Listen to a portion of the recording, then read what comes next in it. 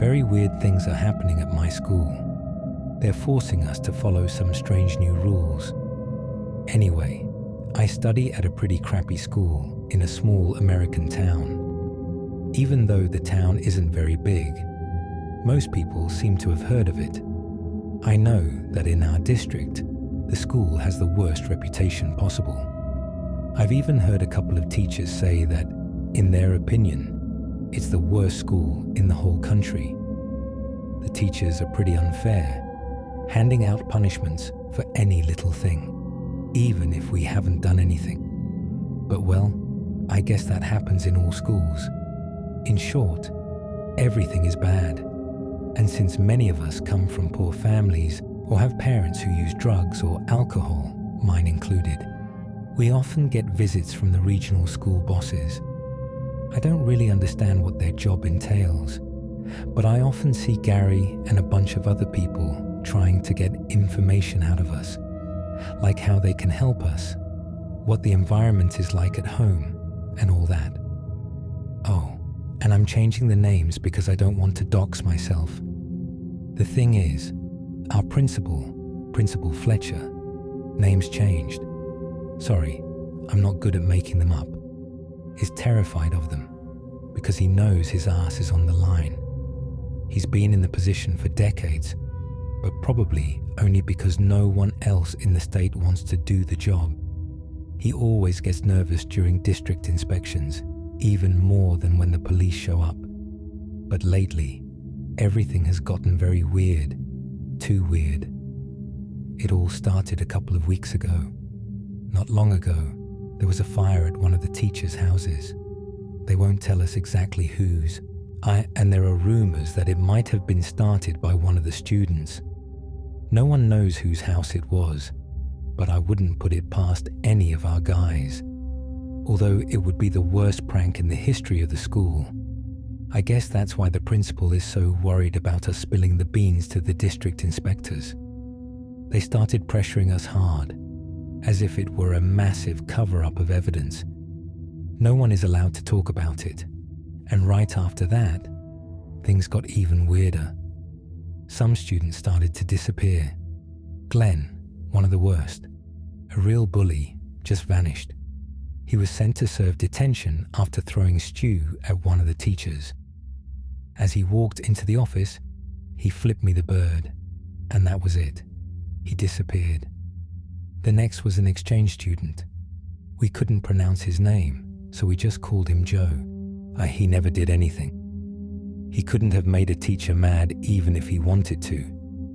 He just silently endured any insult thrown at him. Mind you, at first we didn't think much of it. People are constantly expelled, and sometimes parents suddenly lose their minds and take their kids out. But it's weird, because we know they both had talked about the fire. Peter even mocked the principal to his face about it. He clearly didn't find it funny. Not even I had pissed him off that much, and I'm quite the bad boy. But here's the detail. This continued, and mostly the students who disappeared were the ones talking about the fire, which really scared me.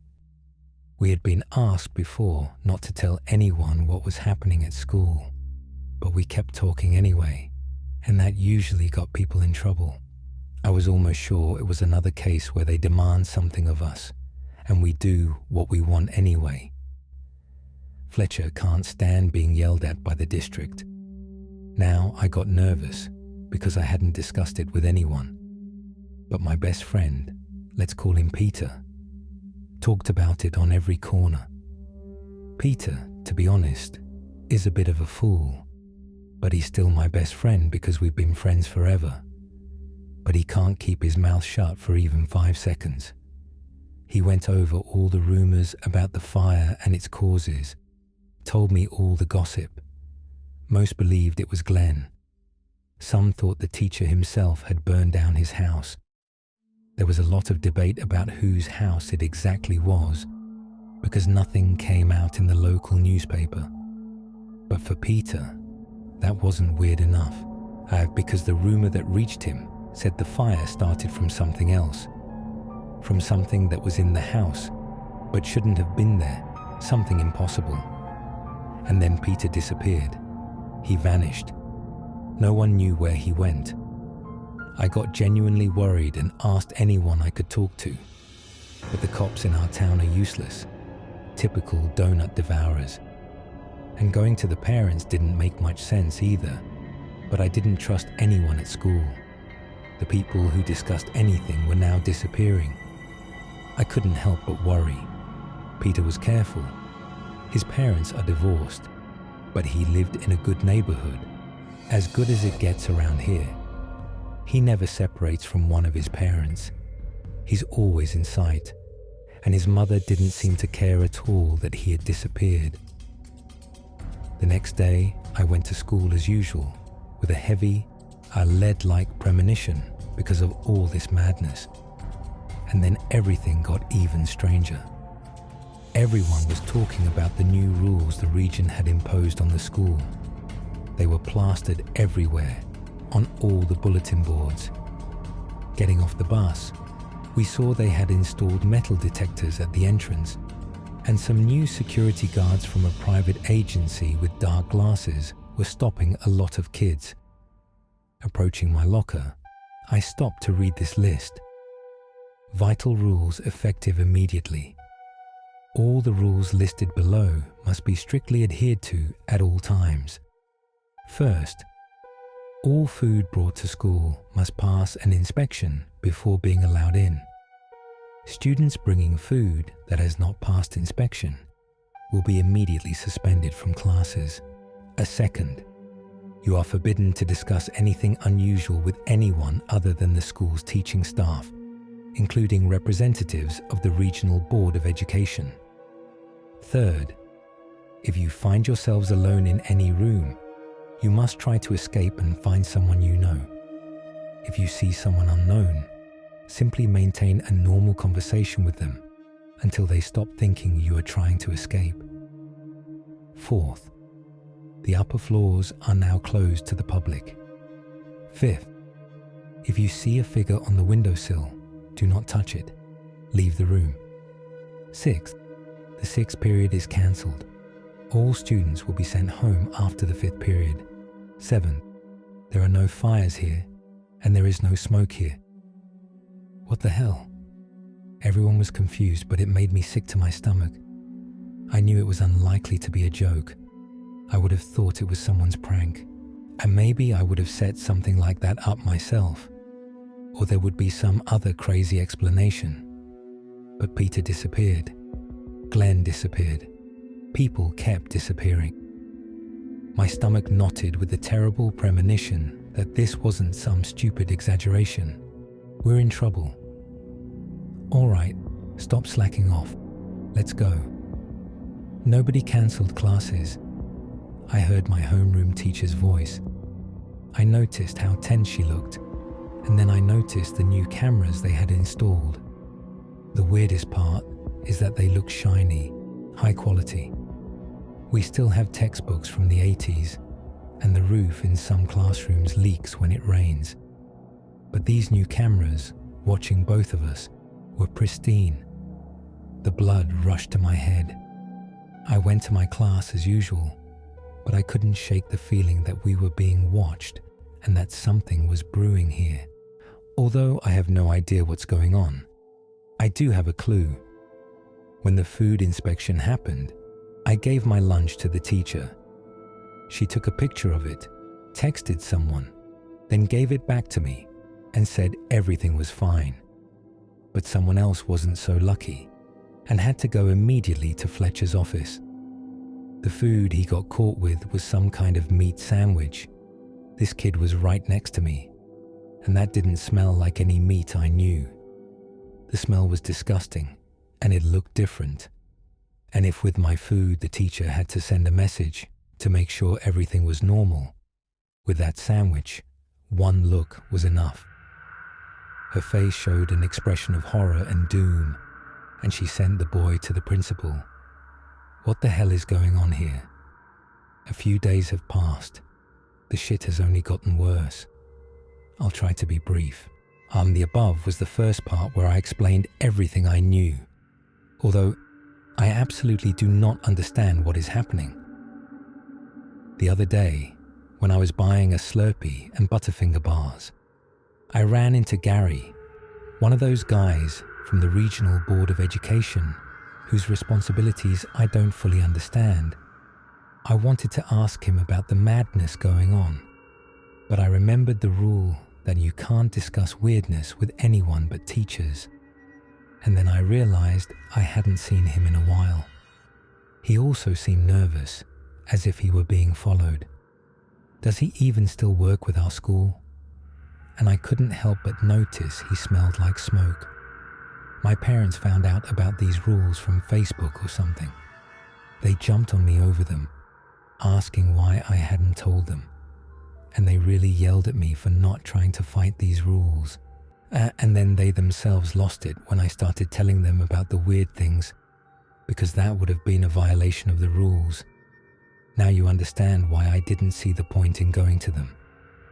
The rest of the day, I tried to spend as usual. I watched TV, played Minecraft, but I couldn't get all this madness out of my head. It felt like molten lead was bubbling in my stomach, ready to burst. My body was numb and ached from constant tension and anxiety. I also slept terribly. Oh yeah, I don't know if it's related, but while I was trying to sleep, I kept hearing tapping sounds. It's probably just the tree outside the window in the wind. I swear someday a branch will smash through the wall. Well, here's what happened today. In class, one of the kids asked the teacher about the rules. He was the first person brave enough to do so, and so we all fell silent waiting for the answer. The teacher also looked scared. She kept casting furtive glances, as if checking to see if she was being watched, and then she simply said that if we followed the rules, there would be no problems, and she wouldn't explain anything else. Then Wendell asked about the fire at the teacher's house. She went silent. You could tell she wasn't messing with us. She was absolutely sincere and told us in all seriousness, there are no fires here, and there is no smoke here. That's rule 7. And now for the creepiest shit of all. After lunch, I went back to the classroom to discreetly grab my phone from my desk. I arrived very early for some reason. I have no idea where the others were, but I couldn't go in. You can't enter any room alone. But I decided to take a peek anyway. Maybe I would see something. I hadn't gone inside the class, so I should be safe, right? Actually, if you think about it, it's stupid. How do I know these rules guarantee safety?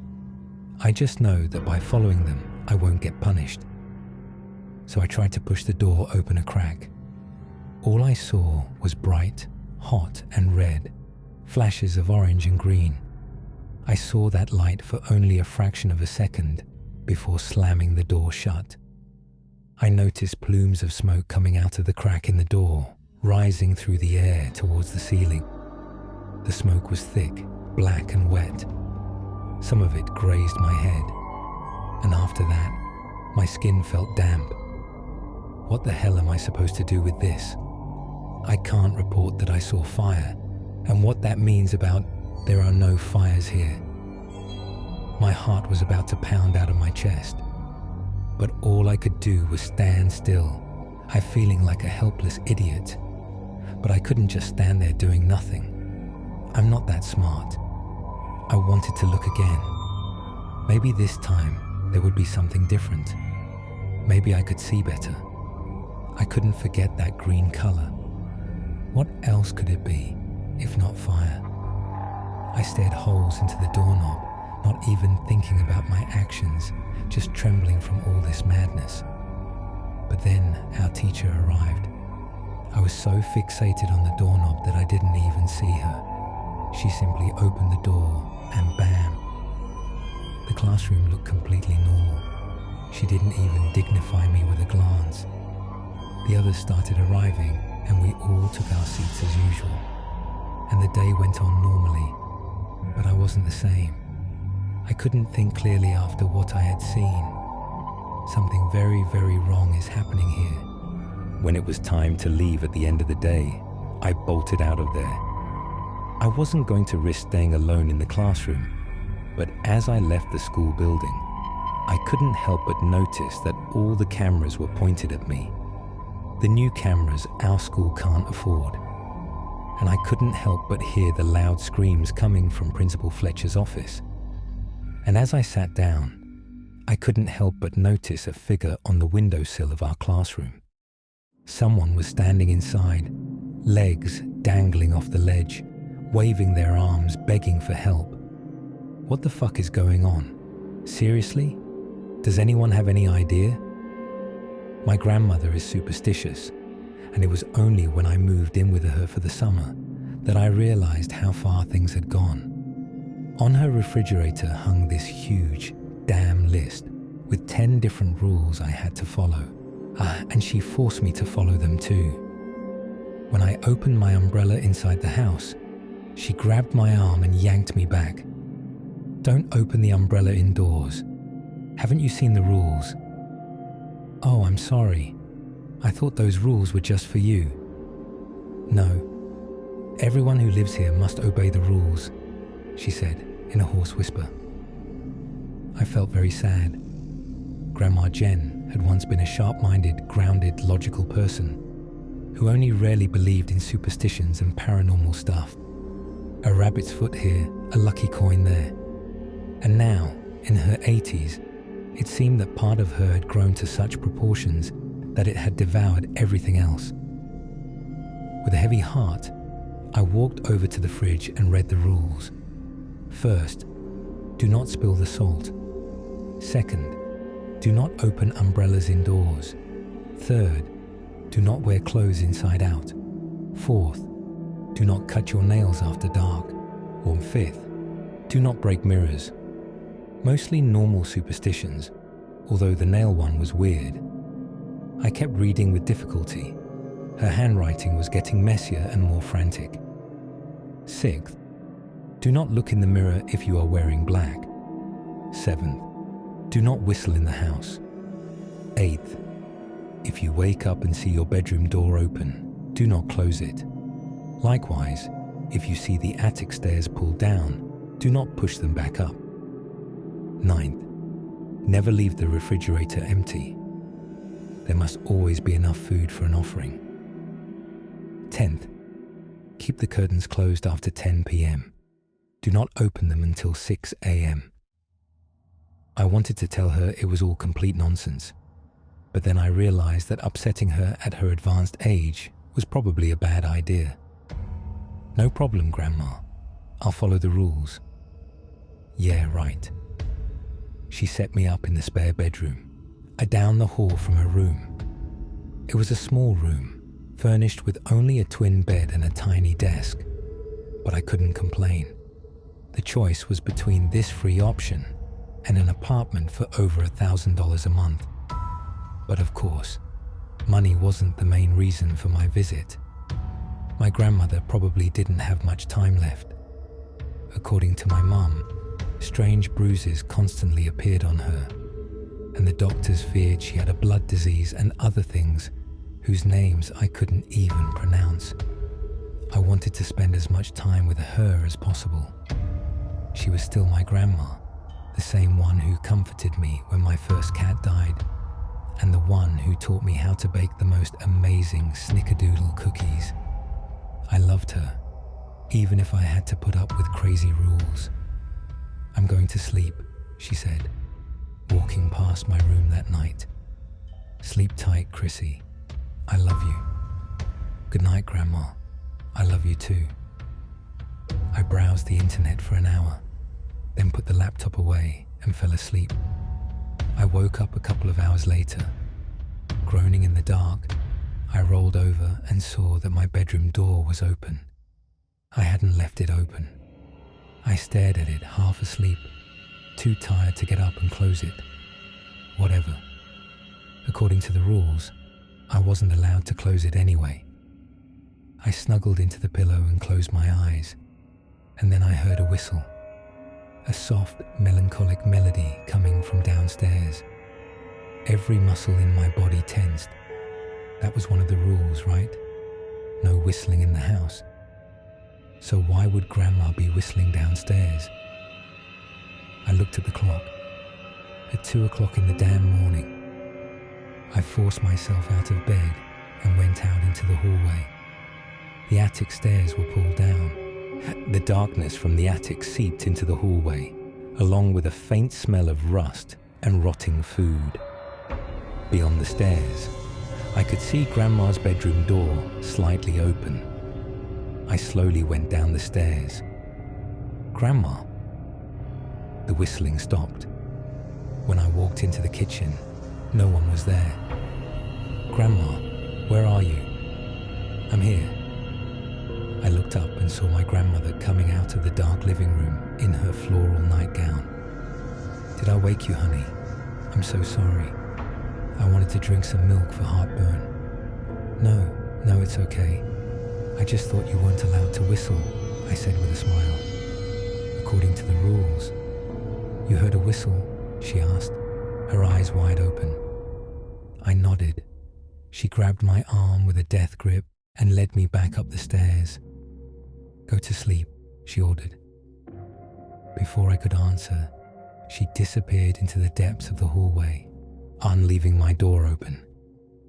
I think Grandma is going crazy. Oh, you mean her rules? My mom asked on the other end of the phone. I know they're weird, but she gets very upset if you break them.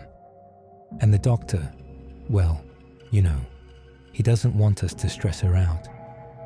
I sighed. But doesn't that hurt her mental health? Towards the end, we all go a little crazy.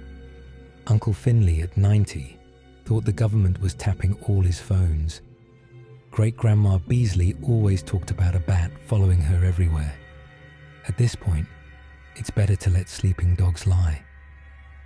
But the rules are so weird, Mom. Really crazy. And last night I woke up at 2 a.m. and saw the attic stairs pulled down. I mean, what was she doing up there? You know what? My mom said, a hint of anger creeping into her voice. She lives alone in that secluded little house 365 days a year. Her only social interaction is the weekly trip to the grocery store and your father and my monthly visits. Anyone would go a little crazy under those conditions. Even you. Leave her alone. Okay. So I followed the rules. I was a good girl. Didn't open umbrellas in the house, didn't whistle, and didn't break mirrors. Sometimes I woke up in the middle of the night to see my door open, but I just ignored it and left things as they were. Several times, going to the bathroom, I bumped my head on the lowered attic stairs. A couple of times I heard whistling again, but I ignored that too. Mom was right. Yes, Grandma was a bit nutty. We're all a bit nutty, right? Maybe time just scrapes away all that normality we hide under, and in the end, we all go completely insane. Everything was fine until I resigned myself to this reality. And then Sunday arrived. I was watching Netflix when I heard a clatter and then a scream. I threw my laptop on the bed and ran down the stairs. Grandma, I cried, fearing the worst. Grandma, are you okay? I found her standing over the kitchen table. She was sobbing uncontrollably. On the table was an overturned salt shaker next to a pile of spilled salt. I didn't mean to. I was just clearing the plates, and She could barely articulate words through her sobs. Grandma, it's okay. I'll clean it up now. It was terrible seeing my grandmother in that state. She was weeping openly. Her whole body shook, as if she feared for her life. Overspilled salt. I put my hand on the edge of the table and used the other to sweep the salt into it. I felt so sorry for Grandma, but at the same time, a terrible anxiety washed over me. Seeing someone you love so upset over something so insignificant, it was terrifying. There, it's all clean, see? I said, brushing off my hands. The salt fell into the trash can. Nothing to worry about, Grandma. Her sobs subsided, and she looked at me with red eyes. But he'll find out, she said. What? Even though you cleaned it up, he'll find out anyway. I looked at her. The spirit of the house? Despite all my skepticism about ghosts, spirits, and everything paranormal, a chill ran down my spine. Don't legends say that ghosts and spirits don't like salt? That if you surround yourself with salt, you'll be protected from them? The spilled salt superstition could be a defense mechanism against a ghost, if ghosts existed, and they absolutely and definitely did not. That night I barely slept a wink. I stared at the ceiling as the minutes ticked by. 2 a.m., 3 a.m. Around 4:15 in the morning I heard movement. Quiet footsteps overhead, in the attic. Every muscle in my body petrified as I heard the footsteps move towards the part of the house where Grandma was. Then a creak, the metallic squeal of the attic stairs, lowering, followed by footsteps. I forced myself to get out of bed. It took an enormous, gigantic amount of courage. But I did it. When I finally reached the door and opened it, the hallway was empty. Maybe the ghost is right here, right now, looking at me, and I just don't know it. No, shut up. Ghosts don't exist, idiot. The back of my neck itched with the distinct, terrible feeling of being watched. But instead of running back to my room, believe me, and I really wanted to, I ran to check on Grandma. Her door, as usual, was cracked open. Grandma, are you okay? Her bed was empty. Grandma, where are you? And then I heard soft crying sounds downstairs. I rushed down the stairs, almost slipping, and burst into the kitchen. Grandma was in the kitchen, and facing her was the spirit of the house. No dark, bodiless phantom, no white, translucent ghost. A man of flesh and blood. His brown beard was unkempt and dirty. Madness could be read in his blue eyes. He wore ragged clothes, black boots, and a yellow-toothed smile played on his face. "Did you break the rules of the house?" he whispered, taking a step toward her. She flinched and stepped back. "Please don't hurt me," she sobbed. "I am the man of this house. I make the rules." Smiling even wider, he raised his hand to strike her on the shoulder. "No," I screamed, lunging at him. We collided and crashed to the floor. A mix of horror and relief flashed across my grandmother's face. "Call the police," I yelled. "Hurry!" He tried to wriggle out from under me. I grabbed the first thing I could reach, a kitchen chair, and hit him over the head with all my might. The man turned out to be a vagrant named Harold McCann. According to the police, he had broken into my poor grandmother's house over a year ago. They found his living quarters in the attic. There was a makeshift bed over the rafters, books, and plates with the remains of Grandma's food. Those offerings. He had slowly taken advantage of my grandmother's vulnerability, convincing her over months to follow his rules. He told her he was an evil spirit of the house, and in her fragile, impressionable mental state, she believed him. He made her swear not to tell anyone of his existence, and every time she broke the rules, he beat her, hence the bruises. My poor grandmother. For now, she has moved in with me. We live in a small apartment near my college, and I'm helping her recover. She's holding up well. She panicked a bit the other day when I dropped my makeup mirror, but overall, she's getting much better. She even whistles in the apartment now, and it is the sweetest sound I have ever heard. Thanks to the internet, many people around the world now know of the existence of seemingly irrational rules attached to certain places of cultural or historical significance, local or otherwise. Following these rules is most often a matter of life and death, and I get paid to break those rules.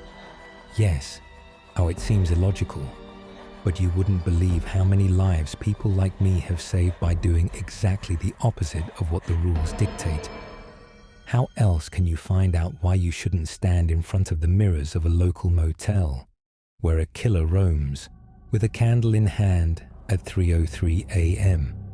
if someone isn't willing to demonstrate the stupidity of that act? Or why you should ignore a breath on your neck when passing by the cemetery after dark? Legends fade with time, the fog of fear begins to clear, and suddenly people stop being afraid of shadows. The scars on our bodies are a warning to those arrogant enough to go against what are essentially laws of nature. Don't get me wrong, just because we don't usually get killed doesn't mean it's impossible or that it won't kill you. In fact, breaking these rules will absolutely destroy you. It's just that we are prepared to carry out this kind of work, so the risk of death for us is significantly lower. A large part of my job boils down to identifying the reasons why these rules exist and then acting accordingly. Sometimes they don't have a supernatural origin and are just the invention of some mischievous mind. They are fairly easy to handle if we arrive in time, before the combined fear of the collective unconscious breathes life into them and turns a harmless joke into a terrifying legend. But such cases are rare, and most of the time I have to deal with rules that have very specific justifications for their existence. Most frequently, we encounter powerful entities that have moved into a significant place and made it their home. A pack of rabid werewolves in a national park, a banshee in the attic of an old museum, etc. The rules associated with these places are easy enough to understand. Don't go into the woods on a full moon. Don't stomp on the museum stairs, and the like. When confronting these creatures, our duty is to figure out their intentions and tailor our response accordingly. Do they simply coexist with humans, or do they actively hunt the innocent? In this regard, our job is very similar to that of park rangers. If it's the former, the way forward is to involve local communities in preserving these anomalies. After all, they were the ones who originally developed these rules for their own survival, and they are best equipped to deal with it. Sometimes we can even help them formulate such rules into a survival guide. But if it's the latter, we put these creatures down, as if they were real man-eating lions. And then there are reality anomalies. These are the hardest to handle. A black hole on the floor of a cave near a city that sends you to the other side of the world. A spinning mass of dust that erases everything it touches. Rain that reverses aging and turns you into a baby, etc., etc. The best we can do in these situations is isolate these anomalies and keep other people away from them. I don't know what my employers at the Acme Corporation do with these deviations, but they are given the highest level of security that humanity can offer. So high that rank-and-file employees like me have no idea what goes on in these mysterious isolation zones. I think the easiest way to give you an idea of what my job usually entails is to try to explain it with an example. I'll take one of the very first cases I worked on solo, one that haunts my nightmares from back when I was a rookie and got injured much more frequently. The Lady of the Village. The village was a scattered cluster of wooden houses, nestled in a small elevated clearing in the woods, surrounded by jagged snow-capped mountain peaks.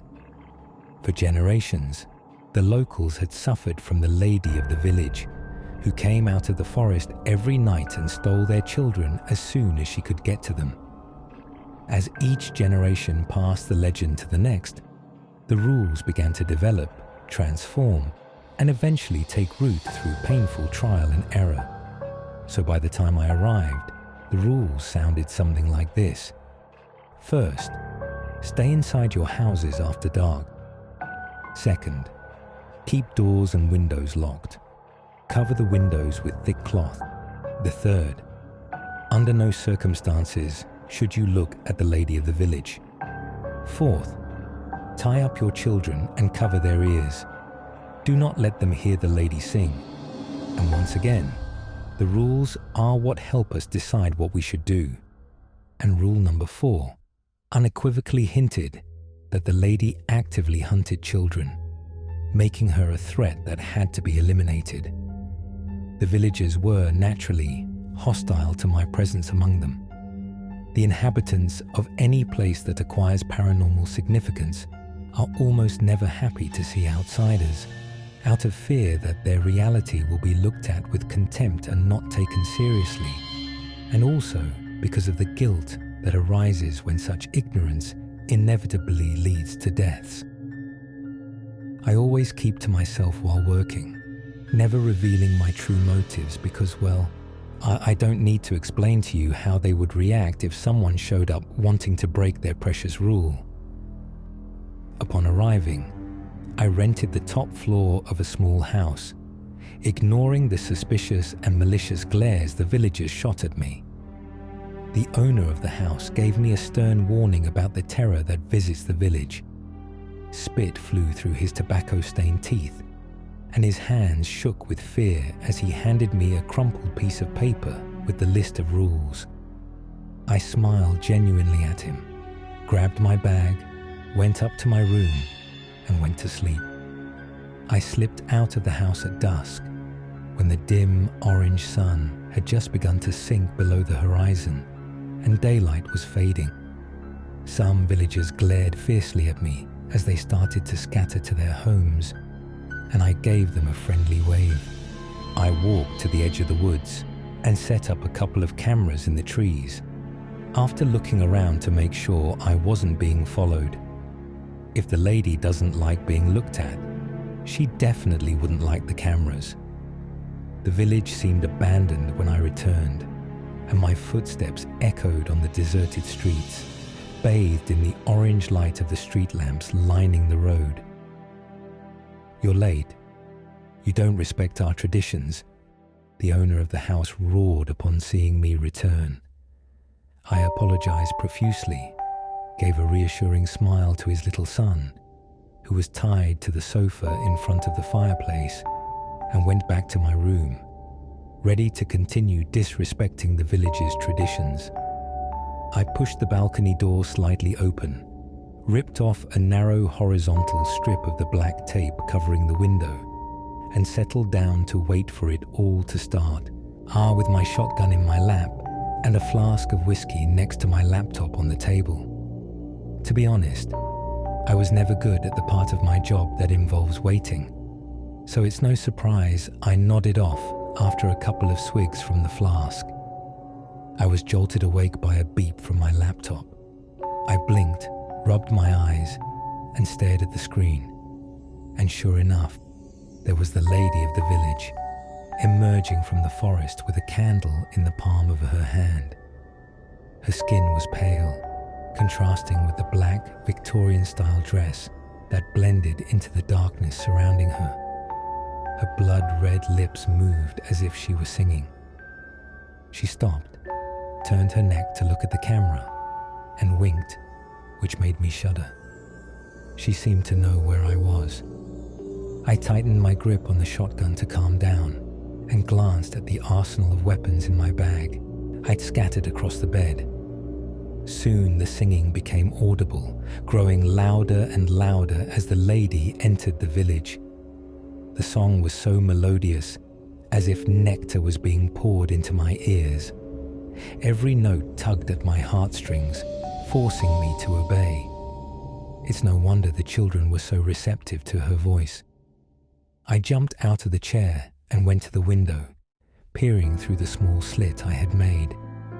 It was almost a new moon that night, and the darkness was so overwhelming that even the street lamp struggled against it. But not the candle.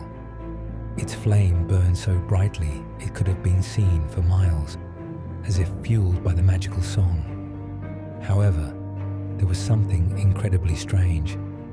The candle was only a few inches off the ground. At first, I thought she had placed it on the road, but then I saw the light swaying and moving forward. With terror brewing deep in my stomach, I realized what was happening. She was crawling on all fours, tearing up clods of dirt, dragging herself forward, tightly gripping the candle in her hand, and never stopping her song. Her voice didn't waver once as she glided across the ground, as if the two actions had absolutely no relation to each other. She stretched her neck and our eyes met. I was looking at her through the tiny slit in the sealed window, but somehow she knew I was watching, and she stared right back. Her lips stretched into a wide smile, revealing a perfect row of teeth. But the singing didn't stop. I recoiled in fear. My heart was pounding dangerously in my chest. Remembering why I was there, I took a deep breath, kicked the door open, and stepped out onto the balcony. The song cut off abruptly, I'd taken all the sound with it. The silence was suffocating, like a dagger's blade pressed against the neck, just sharp enough to cut the skin and draw blood. My eyes searched for her near where I had last seen her. Now the candle was much closer to her face, and I could see her clearly, almost falling to my knees from the malice directed at me. I racked the shotgun menacingly, like a rat snarling at a lion, and she sprang into motion. She got to her feet and ran at me faster than humanly possible, but her movements were entirely wrong, as if she didn't know how a person was actually supposed to run. Her arms and legs arched and twisted with cracking sounds. She disappeared around the corner, and the sound returned with a loud pop. I could hear my heart pumping blood, the screams of a desperate child below, wanting to go to the nice lady, his mother's attempts to comfort him, and the howling wind that made the floorboards creak. I took a step back and turned around, ready to face the lady, and immediately I saw her, with the candle in the palm of her hand, just inches from my face. Pale skin, wide open eyes, the smile of the cat that caught the canary. I froze in terror. My body completely shut down as her eyes began to glow, burning in her skull like two small suns. I screamed as a searing pain exploded in my eyeballs. My eyes literally melted in their sockets, and a viscous liquid ran down my cheeks like melted wax. I stumbled, backing up. My back hit the balcony railing, my legs flew into the air, and I plummeted down. My head hit the asphalt of the street, and the world around me started spinning. Every rule has a reason to exist, and I had just discovered the one hiding behind rule number 3. My hands were shaking as I started feeling around for my weapon, even though my head was splitting with excruciating pain. But, fortunately, my eyeballs had already started to regenerate, and I thanked the heavens for the good scientists at the Acme Corporation who created me, and others like me, in their lab. My eyelids ached as they stretched when the new eyeballs slid out, replacing the ones that had been burned out of my body. I blinked, and my sight slowly returned as drops of blood fell from my eyes and pooled on the asphalt. Screams rang out from the house, and I staggered to my feet, grabbing the shotgun, ready for round 2 with the lady. The door crashed open. "Mommy, Mommy, please," the boy screamed, as the lady grabbed him by the hair and dragged him outside while he kicked and yelled. The smile didn't leave her face for a second, not even when she saw me. I raised my weapon, ready to unload it into her, but she was faster. She used the boy as a human shield, swinging him by the hair in front of her as she rushed at me.